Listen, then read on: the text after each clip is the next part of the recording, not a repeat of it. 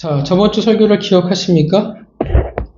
예수님은 왜 침례 요한의 침례를 받으셔야 했을까요? 왜 그렇게 공생애를 시작하셨어야 했을까? 기억나시나요? 네. 눈빛만으로? 네. 자, 예수님의 침례는 요한의 침례와 다르죠. 요한의 침례는 뭐에 초점이 맞춰져 있냐면 회개예요. 예수님의 침례는 뭐였냐면 죽음이었습니다. 십자가였어요. 결국 침례를 받아들인 거죠. 침례 요한과 똑같은 침례는 아니지만 그 침례를 받아들인다는 것을 통해서 어떻게 하냐면 내가 하나님의 뜻, 하나님의 의에 내가 따라가겠습니다라는 공식적인 승인이에요. 그것을 세상에 선언하는 겁니다. 그것을 순종함으로 예수님이 보여주셨습니다.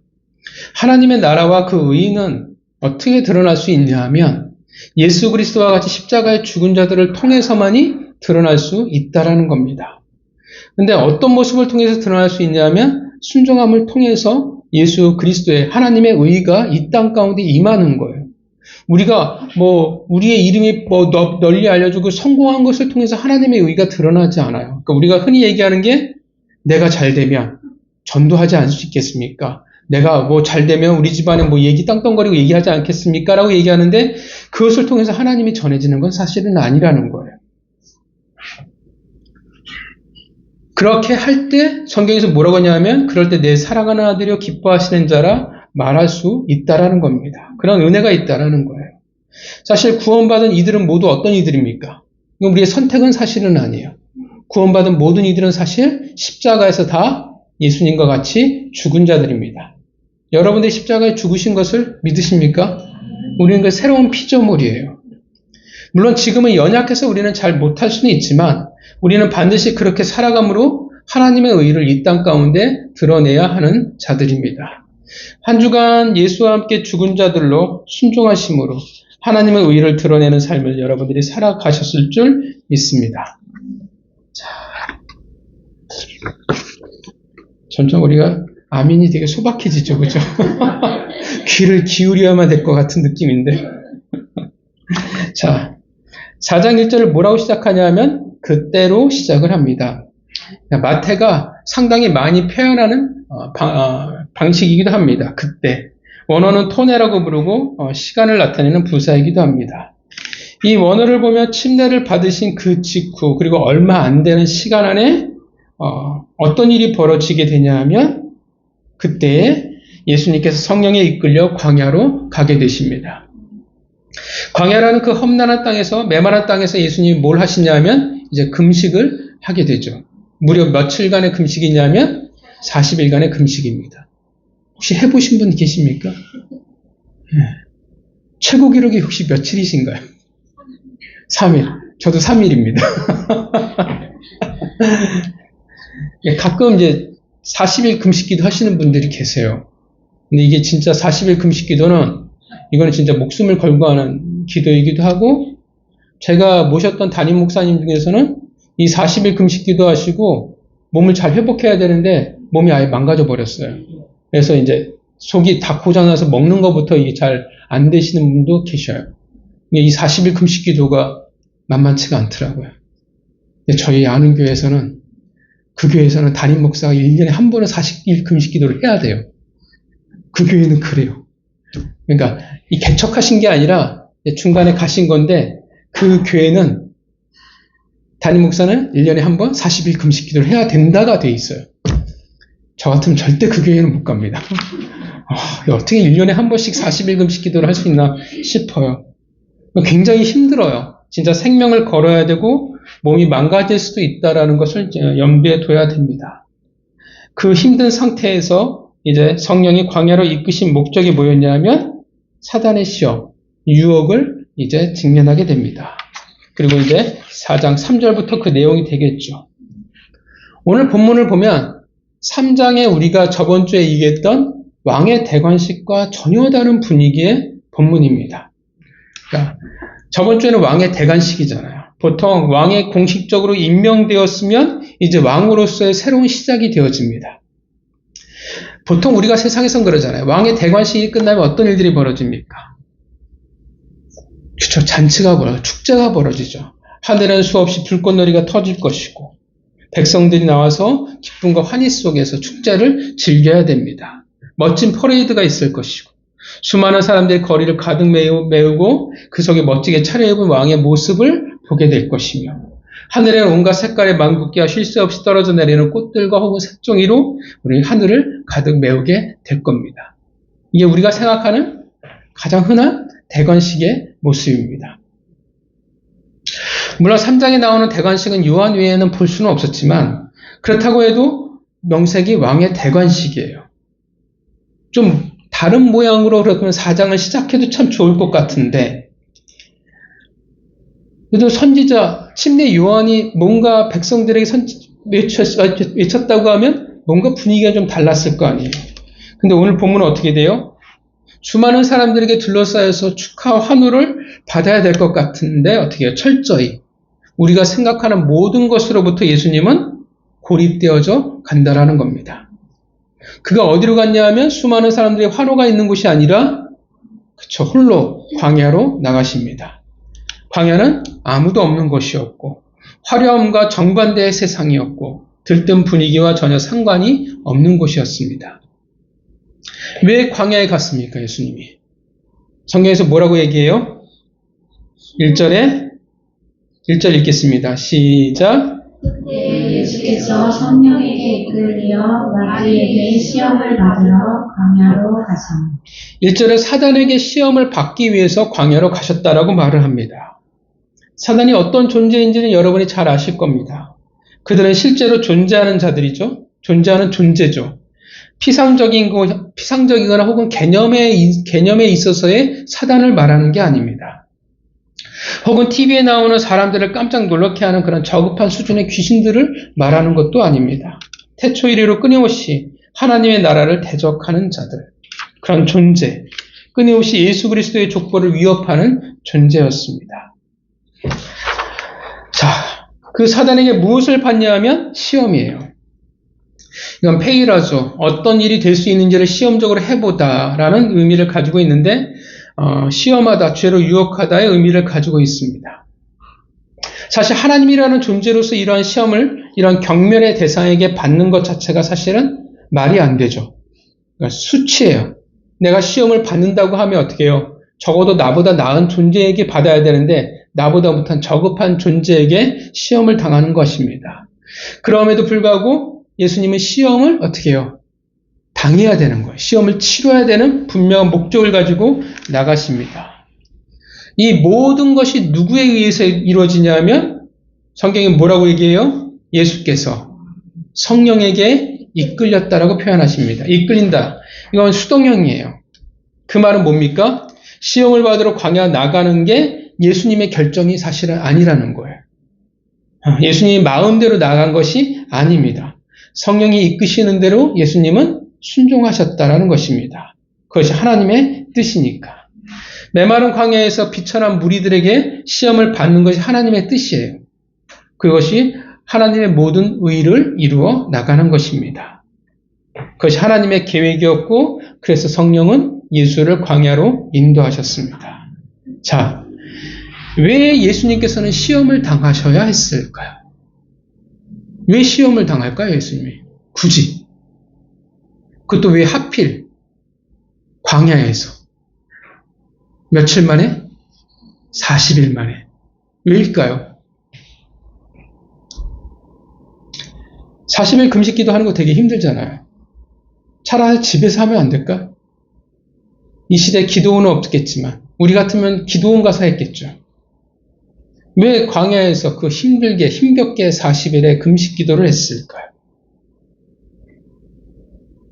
우리는 너무나 사실 다 당연하게 받아들여요. 40일을 금식 기도한 것, 광야에 간 것, 예수님이 시험 받은 것. 그냥 우리는 끄덕이는데 사실 뭔가 의도가 있으니까 이렇게 하셨겠죠? 뭘까요? 그쵸, 출애굽. 40년. 또 이어져요. 또 뭐가 있을까요? 폭력은 안 됩니다. 또 뭐가 있을까요? 인간의 한계. 그렇죠. 인간의 한계를 만나는 것. 방향. 또 다 이게 하나하나의 의미가 있기 때문에 지금 이렇게 예수님이 하시는 거예요. 왜 시험을 치러야 될까요? 네? 인간으로 오셨기 때문에 시험을 당해야 합니다. 예, 그 일부분 맞아요. 그러니까 우리가 성경을 볼 때 너무 당연시하면 성경을 잘 알아갈 수가 없어요. 다 의도가 있어요. 자, 40이라는 숫자를 우리가 성경에서 떠오르면 뭐가 기억이 나십니까? 얘기했던 출애굽했던 40년이 기억이 나고요. 또 뭐가 있을까요? 모세가 시내산에서 물 받아야 되잖아요. 그죠? 십계명을 받을 때 며칠을 금식해요? 40이요. 자, 엘리야가 하나님을 만나기 위해서 40이라는 코드들이 성경에 보면 계속 40, 40, 40들이 있습니다. 어떤 공통점들이 있을까? 다 이 40은 결국 뭐와 연결되어지냐면 하나님과 연결이 되어져요. 하나님의 것과 연결이 되어집니다. 그리고 또 뭐가 담겨져 있냐면 다 장소가 어디예요? 다 광야예요. 하나님과 관계가 있고 광야라는 것을 통해서 우리가 또 뭘 볼 수가 있냐면 또 이스라엘 백성들이 40년을 헤매는 것을 통해서 뭘 보냐면 다 어떤 코드가 또 담기냐면 40에는 증명이라는 코드가 담겨져 있습니다. 이해가시죠? 예수 그리스도의 그래서 40 역시 누구와 연결되어지냐면 하나님과 연결이 되어지고 또 하나의 의미는 뭐냐면 증명이라는 것과 연결이 되어진다라는 것입니다. 근데 그 증명이 어디서 이루어져야 돼요? 그쵸? 광야에서 이루어져야 됩니다. 자, 지금 예수 그리스도께서 침례 이후에 우리에게 무엇을 보여주고 있냐면 이 모든 과정이 우리에게 무엇을 보여주고 있냐면 저 먼저 기억하시죠? 침례는 어떤 의미를 담아요? 죽는 거예요. 이 세상으로부터의 그래서 분리를 상징합니다. 그래서 우리가 행하는 침례는 무엇을 보여주냐면 무엇을 상징하냐면 홍해를 건너는 것의 상징이에요. 기억하시죠? 우리가 이스라엘 백성들이 홍해를 건널 때 물 아래를 지나잖아요. 그게 결국 무엇을 상징해요? 그 죽음이에요. 물 아래를 건넜다라는 게 죽음을 지나갔다라는 것을 의미가 되어집니다. 그러니까 홍해를 건너서 어떻게 됐냐면 구원받은 거예요. 이제 새로운 백성이 됐어요. 세상을 상징하는 애굽. 거기서 그들의 신분이 뭐였냐면 노예 종이었어요. 우리도 똑같잖아요. 예수 그리스도의 죽음으로 말하면 어떻게 해요? 이 세상의 노예와 종이었는데 새로운 신분을 우리가 거듭나게 된다는 것입니다. 그 침례가 그것을 보여주는 거예요. 그리고 선언하는 겁니다. 죽음을 통해 새로운 백성으로 태어났다라는 것을 이제는 이 사람은 어떻게 해요? 이 세상과 구별되어졌다라는 것을 이제 죄의 종이 아니라 하나님의 아들로서 새로운 신분으로 살아가겠다라는 것을 보여주는 것이고 또 이 세상을 향한 선언이기도 합니다. 그게 침례예요. 이제 새로운 백성이 됐어요. 자, 이스라엘 백성들이 홍해를 건넜어요. 무엇이 기다리고 있을까요? 그쵸. 홍해를 기껏 건넜더니 가나안이 펼쳐져 있나요? 뭐가 기다리고 있냐면 광야가 기다리고 있어요. 그래서 기억하시죠? 2024년도 마지막 설교가 민수기였습니다. 그들의 불평과 원망. 광야를 향해 떠나니까 어떻게 해요? 일부 사람들이 안 떠나고 뒤에 남아버려요. 하나님이 그들을 쳐버리시잖아요. 뭘 기다리냐면 예수 그리스도를 말한 새로운 신분이 하나님의 백성이 된 자들에게 뭐가 기다리냐면 우리의 바람은 뭐냐면 가나안이 쫙 펼쳐져 있기를 바라요. 근데 뭐가 펼쳐져 있어요? 광야가 펼쳐져 있어요.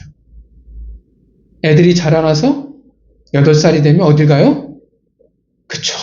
그 아이에겐 광야죠. 학교를 가야 돼요. 우리도 믿으면 어떻게 하나님의 백성이 되면 이제 어디를 들어가게 되냐면 광야 학교에 우리도 입학하게 된다는 것입니다. 하나님의 백성은 홍해를 건넜다면 누구도 피할 수 없는 것이 뭐냐면 광야예요. 여러분 그렇다면 광야에서 왜 하나님의 광야를 집어넣을까요? 왜 홍해를 건넌 자들에게 광야를 만나게 하세요? 광야라는 것은 어떤 곳입니까? 우리가 몇 년 전에 광야라는 찬양이 정말 많이 불렸어요. 가사를 보면서 정말 경험한 사람이 가사를 썼구나라는 생각이 들었습니다. 결국 광야는 뭐냐면 하나님을 만나고 하나님을 알아가는 곳이에요. 가나안 땅에서 안 됩니까? 안 돼요. 우리는 광야라는 그 길을 험난한 시간을 통해서 누구만을 우리가 의지하는 법을 배우냐면 하나님만을 내가 의지하며 살아가야 되는 거를 우리를 경험하고 배워나가게 됩니다. 그래서 하나님을 알아가고 하나님과 거룩한 관계를 맺어나가는 곳입니다. 그리고 광야는 어떤 코드가 있다고요? 증명이에요. 그리고 내 믿음을 증명하는 곳이 어디냐면 광야예요. 우리가 잘 먹고 건강하고 잘 될 때는 사실 우리의 믿음이 증명이 안 돼요. 어떤 이야기도 우리는 다 할 수 있어요. 근데 어떻게 해요? 인생이. 내가 정말 인생의 바닥으로 내가 추락했을 때, 한치 앞을 살아갈 수 모를 때, 인생의 수많은 짐을 지었을 때 어떻게 해요? 비로소 내 신앙이 어떤지를 알 수가 있어요. 내가 하나님 앞에서 어떤 사람인지를 비로소 어떻게 해요? 만나게 된다라는 것입니다. 증명이 되어서요. 내 믿음이 어떤지 적나라하게 보여주게 됩니다. 그 시험을 넘어가는 자가 하나님의 세상, 하나님의 기업인 가나안 땅을 어떻게 해요? 차지하게 되는 거예요. 그들이 요단강을 건너가게 되는 겁니다. 말씀드렸지만 모든 믿는 자들은 홍해는 건너요. 근데 모든 믿는 자들이 요단강을 건널 수 있냐라고 할 때 그렇게 말은 못해요. 요단강은 수준을 요구해요. 홍해는 수준을 요구하지 않아요. 그러나 요단강은 수준이 필요합니다. 자, 이해가십니까? 왜 광야에서, 왜 40일인지? 결국 이 광야와 40일은 결국 뭘 말해주냐면 구원받은 하나님의 백성이 살아가는 인생이에요. 뭔지 아시겠죠?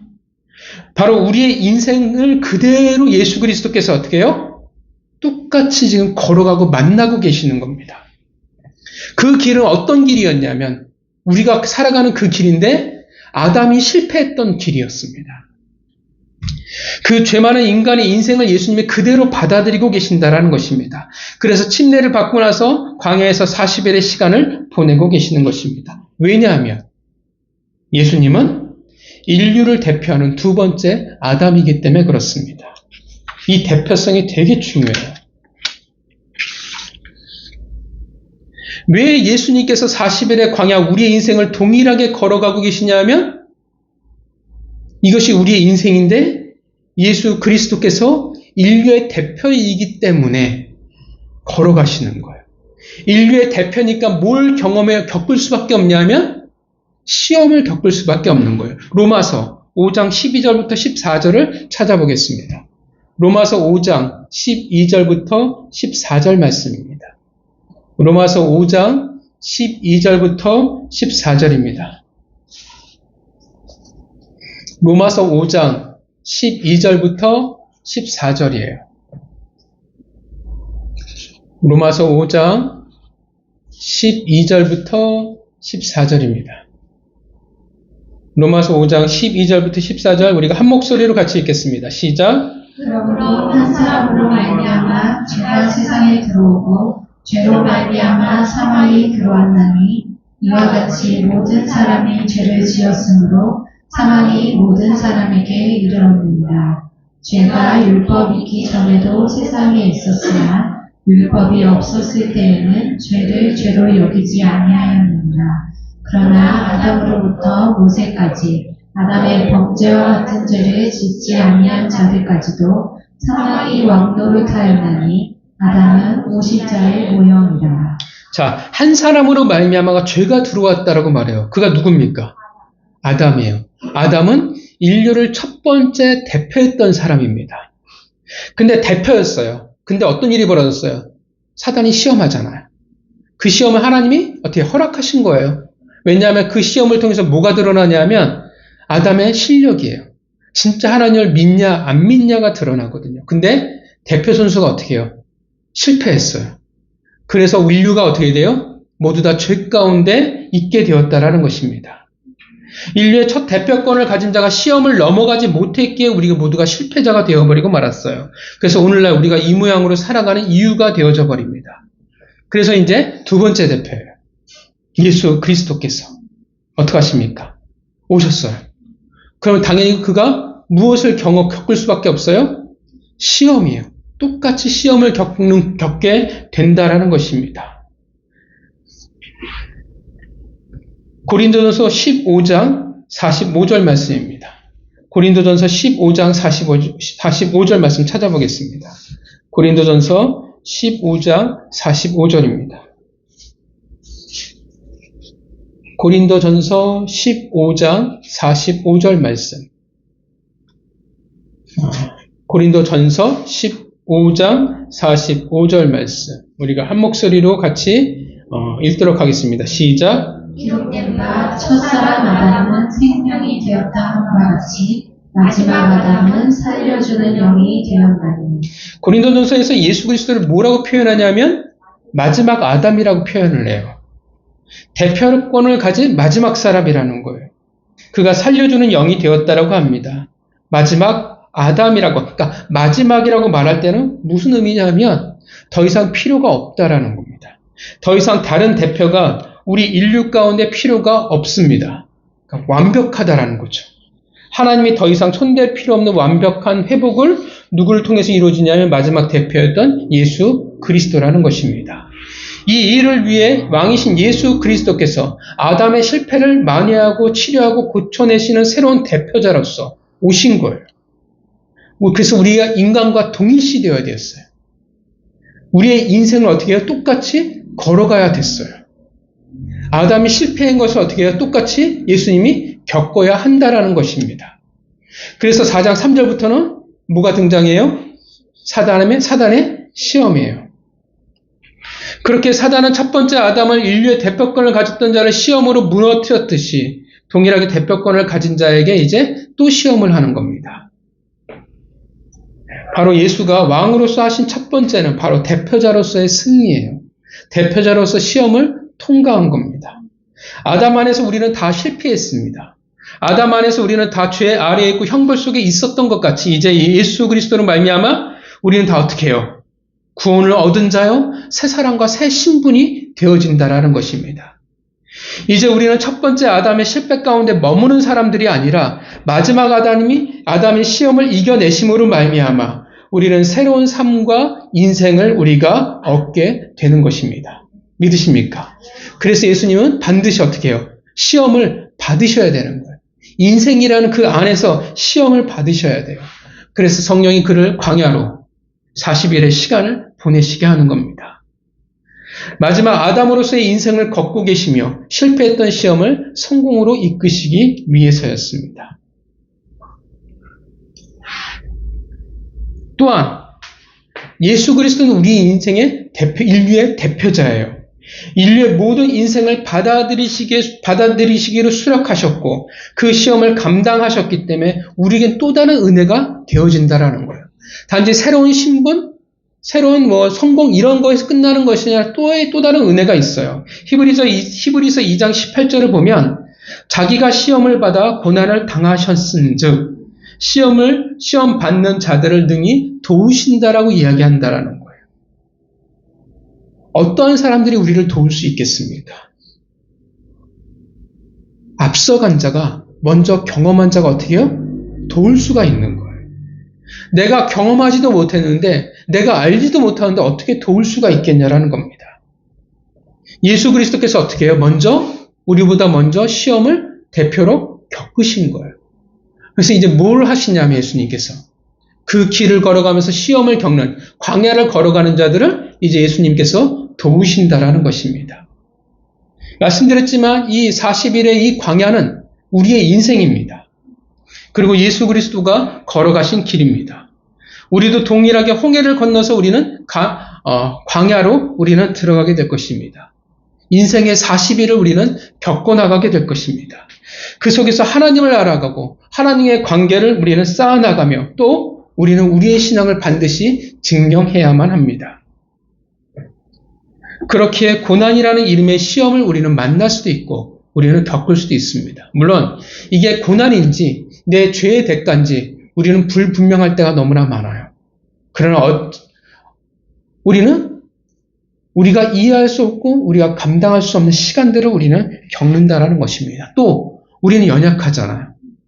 유혹을 겪을 수밖에 없어요. 그래서 우리의 인생에는 반드시 시험이 있을 수밖에 없습니다. 우리는 풍요의 가나안 땅을 기대하며 살아가지만 그러나 먼저 우리는 광야의 삶을 먼저 살아가야 합니다. 그것에 우리가 쉽게 낭망하고 좌절하기도 합니다. 하나님을 믿었더니 어떤 일들을 더 많이 경험하고 어떤 말들을 더 많이 듣냐 하면 인생이 꼬인다라는 말을 더 많이 들어요. 세상에 살아갈 때는 아무 문제가 없는데 하나님 믿기 시작하니까 문제가 펑펑 터지는 것들을 경험하고 보기도 합니다. 낭망해요. 이게 복인가? 이게 가나안 땅인가? 좌절합니다.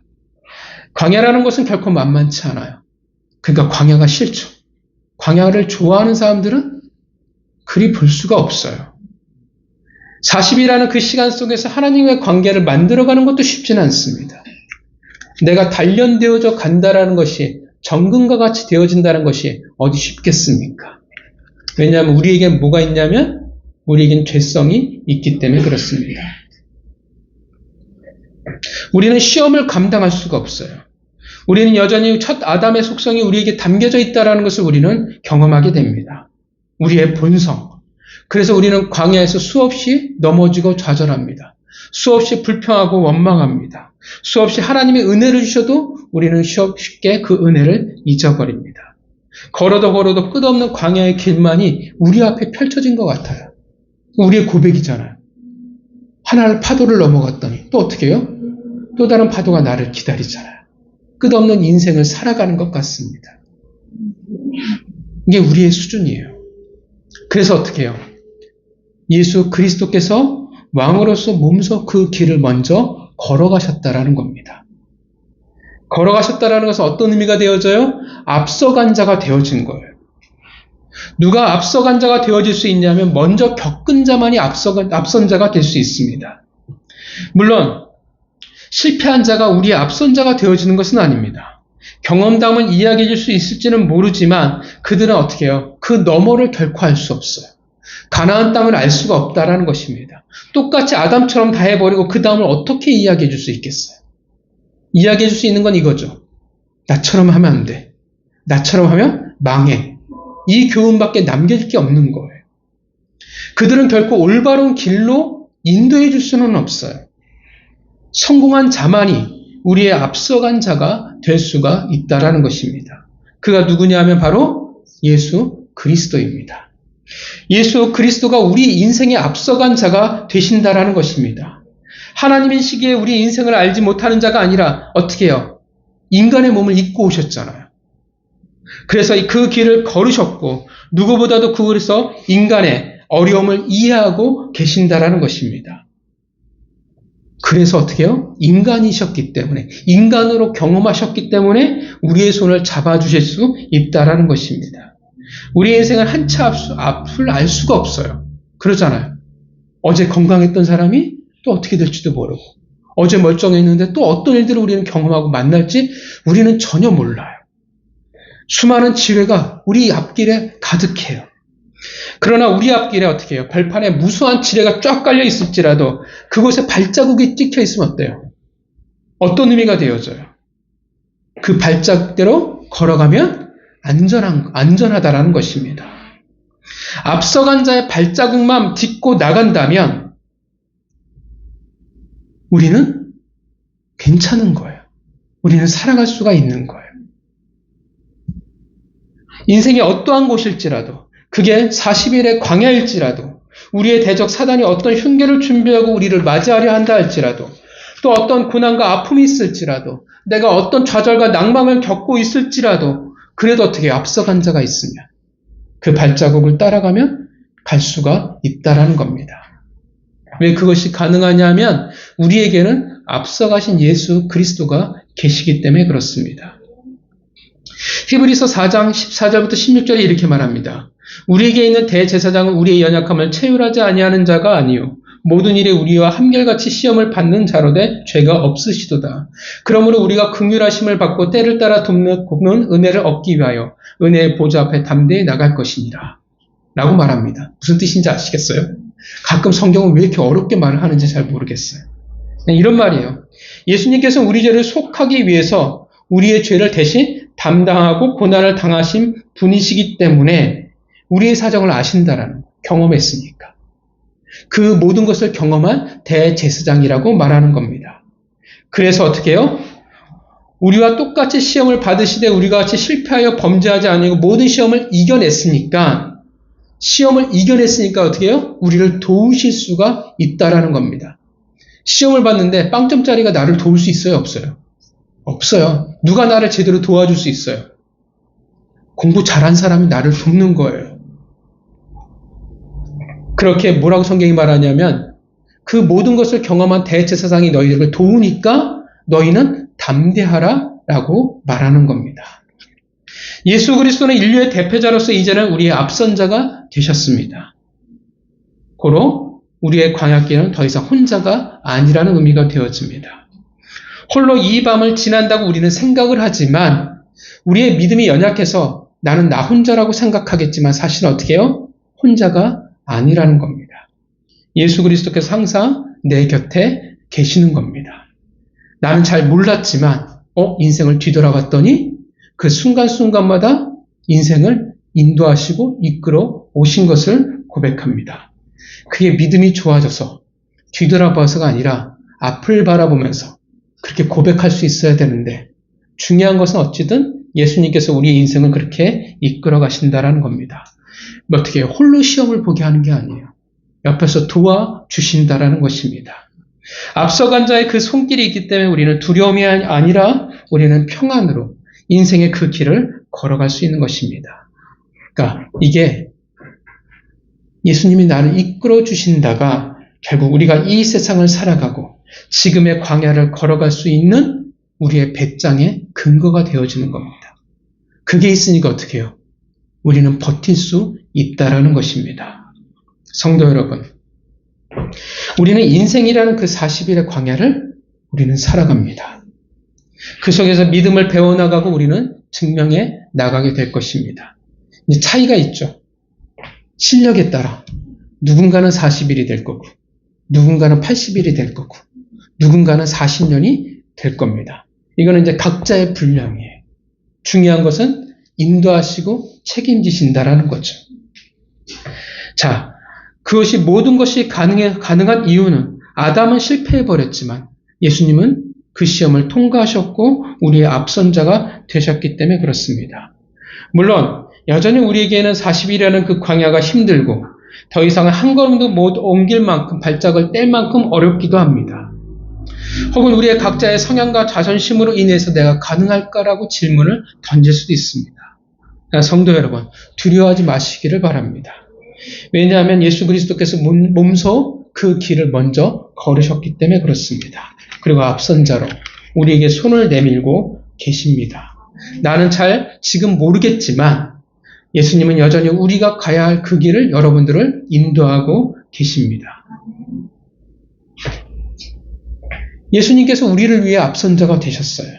그 은혜를 우리에게 주셨습니다. 그래서 우리가 모두가 이렇게 살아갈 수가 있는 것입니다. 그렇다면 그리스도인이라 불리우는 우리가 걸어가야 할 길이 명확해요. 여러분, 제자라는 것은 무엇입니까? 여러분들은 예수 그리스도의 제자이십니까? 헷갈리면 안 돼요. 되게 고차원적으로 생각하지 마시고요. 구원받은 사람은 다 어떻게 해요? 제자예요. 한 발자국을 내디딘 제자냐, 두 발자국을 내디딘 제자의 차이지, 여러분은 다 모두 다 십자가에 못 박혀 죽은 사람이고, 여러분 모두 다 예수 그리스도의 제자입니다. 믿으십니까? 쫄면 안 돼요. 자, 제자라는 의미는 뭐냐면 스승이 걸어가는 길을 걷는 게 제자예요. 그리스도인이라고 이야기하는 그 말은 작은 그리스도를 그리스도인이라고 크리스찬이라고 부르는 겁니다. 그 길을 걷는 자예요. 예수님이 우리를 위해서 앞선자가 되셨어요. 그럼 우리가 그 길을 걸어가요. 그럼 우리는 또한 어떤 자들이 되어야 되겠습니까? 우리들도 누군가를 위해 앞선자가 되어야 한다라는 것입니다.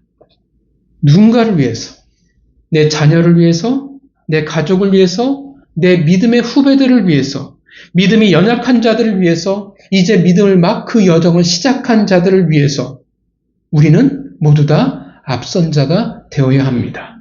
믿으십니까? 그들이 40일의 광야라는 인생을 홀로 혹은 무지함으로 걸어가지 않게 하기 위해서, 실패하지 않게 하기 위해서 하나님으로부터 우리는 어떻게 해요? 예수님이 우리를 택하사 먼저 부르심을 입은 자들입니다. 그러하게 우리 역시 누군가에게 있어서 앞선 자가 되어야만 합니다. 도움이 될 수 있어야 됩니다. 그 앞선 자라는 의미는 광야의 실패, 그 쓰디쓴 교훈을 가르치고 남기는 자들이 아니에요. 출애굽 1세대도 어떤 의미에서는 앞선 자들이에요. 뭘 보여줬어요? 이렇게 하면 너희들 망한다라는 것을 몸소 보여줬잖아요. 인생을 통해서 그것을 보여줬어요. 이렇게 하면 실패하는 거예요. 근데 앞선 자란, 성경에서 말하는 앞선 자란 그런 것을 말하는 것은 아닙니다. 하나님의 방법대로는 이 세상은 뭐라고 얘기해요? 믿는 자들조차 뭐라고 얘기해요? 하나님의 방법으로는 안 된다고 이야기를 해요. 그래서 뭐라고 얘기하냐면 말씀은 말씀이고 세상은 세상이라고 말합니다. 언젠가 하나님께서 그 입들을 그냥 닫게 하셨으면 좋겠는데 그들에게 보여주는 거예요. 앞선 자가 되어서 하나님의 백성이라 함은 어떻게 살아가야 되는지, 이 세상은 안 된다고 하는데 그런데 이 세상 속에서 하나님의 백성은 어떻게 살아가야 하는지를 우리는 보여줘야 한다는 것입니다. 40일의 그 광야를 어떻게 살아가야 되는지, 아무것도 보이지 않고 어렵고 때로는 절망일 수도 있는데 먼저 우리도 겪어왔으니까요. 절망을 우리도 만나왔고 경험하잖아요. 그리고 예수님의 그 은혜를 우리는 먼저 겪어보고 만나봤으니까 그 시간을, 그 인생을 어떻게 버텨야 되고 어떻게 살아가야 하는지, 당장 세상이 말하는 대로 살지 않으면 망할 것 같이 이야기를 해요. 하나님을 믿으면 손해를 보는 것처럼 이야기를 해요. 그때 얘기해 주는 거예요.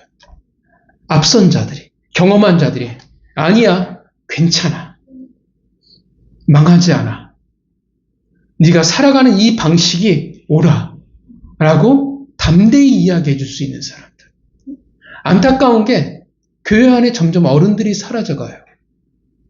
무슨 말이냐면 하나님을 경험한 사람들이 있고 그 경험을 이야기를 해줘야 되는데 자꾸 자녀들에게 뭘 얘기해 주냐면 타협을 얘기해줘요. 그래, 고3인데 학교 빠져. 뭐 하는데 빠져. 괜찮아. 하나님도 사랑해. 하나님이 다 이해하실 거야. 왜 그렇게 얘기하겠어요? 지가 경험한 하나님이 없어요. 하나님을 믿으면 망하지 않는다라는 배짱이 없어요. 그러니까 자식에게 뭘 가르쳐요? 배짱을 이해하게 줄 수가 없는 거예요. 타협을 얘기해요. 그래, 세상이 말하는 대로 해야 돼. 말씀은 말씀이고 세상은 세상이야. 자기가 경험한 하나님이 없으니까, 경험이 없으면 깡다구가 없어요. 버틸 수가 없어요. 그래서 실패해버리고 맙니다.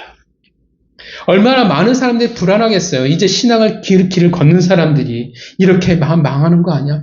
이게 내가 절망 가운데 이 길을 걷는 게 혹시 하나님이 나 버린 거 아니야? 얼마나 힘들겠어요. 누가 이야기해 줄 수 있겠어요? 그것을 먼저 경험한 사람들이에요. 그리고 그 하나님과 동행함을 경험한 맛본 사람들이 이야기해 줄 수 있다는 것입니다.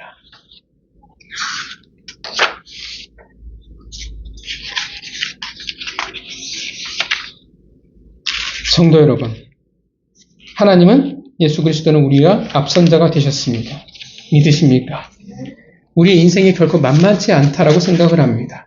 쉽지 않다라고 생각을 해요. 여전히 우리가 겪고 있는 것은 광야 40일의 시간들을 경험하고 있습니다. 네, 여러분, 예수 그리스도께서 여러분과 함께 하십니다. 여러분이 먼저 손을 내밀어 여러분들을 이끌어 가고 계십니다. 언젠가 우리가 더 믿음이 자라나서 그것을 마저 잘 바라볼 수 있었으면 좋겠습니다. 또한 우리는 먼저 부르심을 받은 자들입니다. 누군가에게, 사랑하는 자들에게, 하나님의 나에게 맡기신 자들에게, 우리 공동체 안에 연약한 자들에게 우리는 손을 내밀어 줄 수 있어야 됩니다. 우리는 앞서간 자가 되어서 하나님의 나라를, 그 광야에서의 삶을 이야기해 줄 수 있어야 합니다. 그렇게 우리는 모두 다 어떻게 해요? 그 길을 우리는 잘 걸어갈 수 있어야 합니다. 한 주간 우리는 또 만만치 않은 광야를 걸어가게 되겠죠. 그러나 그 광야 속에 힘들지만 힘든 것만큼 더 많은 은혜를 여러분들이 누리시기를 바랍니다. 또 그러하기에 여러분 주변에 연약한 자들이 있다면 또 여러분의 사랑하는 자들에게 앞선 자가 되어서 그들의 손을 맞잡고 이끌어 주시기를, 그렇게 우리 공동체가 하나님이 원하시는 아름다운 공동체가 되어지기를 주님의 이름으로 축원합니다. 이 시간 같이 기도하겠습니다.